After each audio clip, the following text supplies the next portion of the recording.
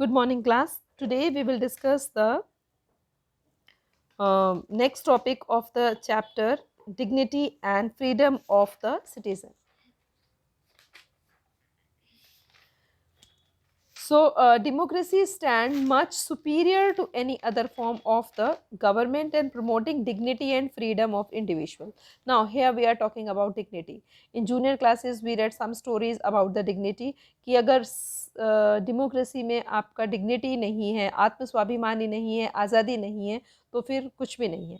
So every individual wants to receive respect from fellow beings. हम चाहते हैं समाज में हमारे आसपास रहने से हम जो भी लोग हैं उनसे हमें रिस्पेक्ट मिले और कहीं भी हम ह्यूमिलेट ना हों.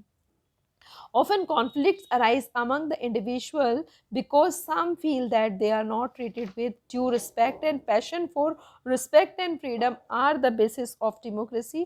Democracies throughout the world have recognized this, at least in the principle.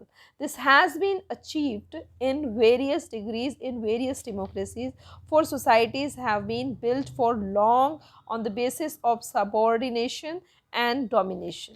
It is not simple matter to recognize all the individuals are equal.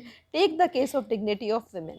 ठीक है, हम अपनी सोसाइटी की बात करते हैं तो हम कास्टिज्म की बात करते हैं, हम division difference between main and women बात करते हैं, हम डिग्निटी ऑफ वुमेन के बारे में बात करते हैं, हम वुमेन एम्पावरमेंट के बारे में बात करते हैं. तो बहुत सारी चीज़ें आती हैं, तो एक मुद्दा हम उठा लेते हैं या वुमेन का ही.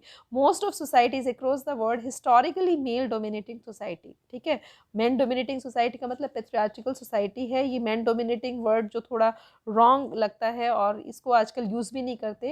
तो पेट्रियार्चिकल मतलब जहाँ फादर का ही नाम चलता है. Long struggles by women created some sensitivity today that respect and equal treatment of women are necessary ingredients of democracy. ये कितना सुंदर वर्ड यूज किया गया, ingredients of democracy. अगर किसी भी देश में women are मतलब not respected, who make the 50% population of country, उस कंट्री का, ठीक है, तो वहाँ पर मतलब डेमोक्रेसी को हम पूरा नहीं कहेंगे. It is not. अगर हम इसको फ्रेंच रेवोल्यूशन से कंपेयर करें, यू सी दैट कि उसमें भी कुछ आर्ग्यूमेंट्स थे कि वहाँ पर विमेन को ही क्या किया गया था, नेग्लेक्ट किया गया था. They declared as a passive citizen.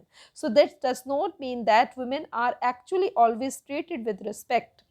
But once the principle is recognized, it becomes easier for a wage and struggle against what is now unexpected legally and morally. ये नहीं है कि जहाँ पर ये रूल नहीं है वहाँ पर वो लोग मतलब इल ट्रीट होती होंगी, लेकिन अगर ये ऐसा लॉ बन जाता है, ऑब्वियसली ये थोड़ा दिमाग में रहता है कि हाँ, this is one of the part of democracy. So in non-democratic setup, this unacceptability but not have a legal basis because of principle of individual freedom and dignity would not have the legal and moral force there. The same true of the case of caste inequalities. Democracy in India strengthened the claims of the disadvantaged and discriminated caste for equal status and equal opportunity. अगर हम India की reference की बात करते हैं तो एक तो विमेन का केस है जहाँ पर हम कहते हैं अभी तक हमारी पार्लियामेंट में 33% वुमेन का पार्टिसिपेशन नहीं है. दूसरा हम कहेंगे दलित्स या फिर माइनॉरिटीज़. ठीक है, उनके लिए भी हमें हमारे पास कहीं ना कहीं कुछ ना कुछ इश्यूज आते रहते हैं. तो perhaps it is the recognition of makes ordinary citizen value their democratic rights.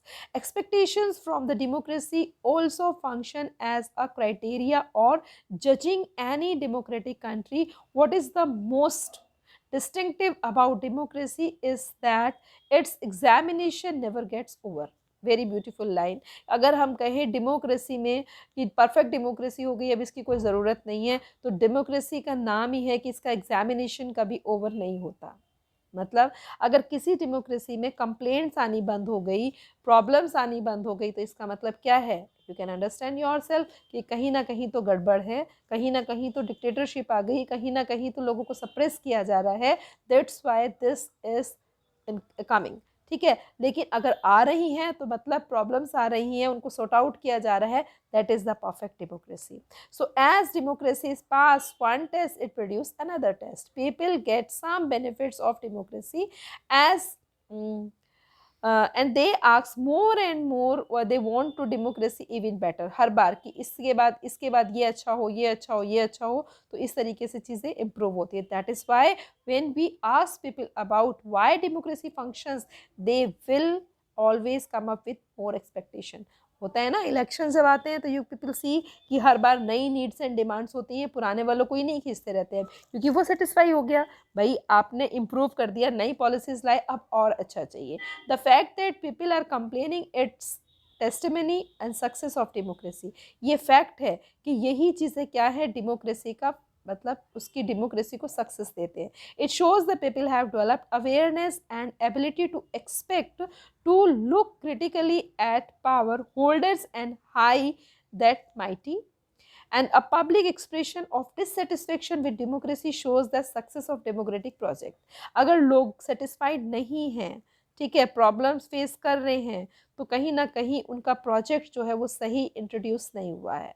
It transform people from status to subject into the heart of citizen. Most individuals today believe that their vote makes difference to the way of government is run and their own self interest. देखिए कितनी बड़ी बात है कि ज़्यादातर अब लोग किससे उम्मीद लगाते हैं, इलेक्शन से लगाते हैं. इलेक्शन में क्या है, they have more high expectation with the government that they should want, you can say, good kind of government which can fulfill their demands or they can think over their problems. So this was all about this chapter we had discussed. I hope you got beautifully and read this chapter again, see this video, and I want कि आपको ये समझ आया है तो the question answer you will do from NCERT solution and I will send for you extra question today evening. Okay, thank you, have a nice day.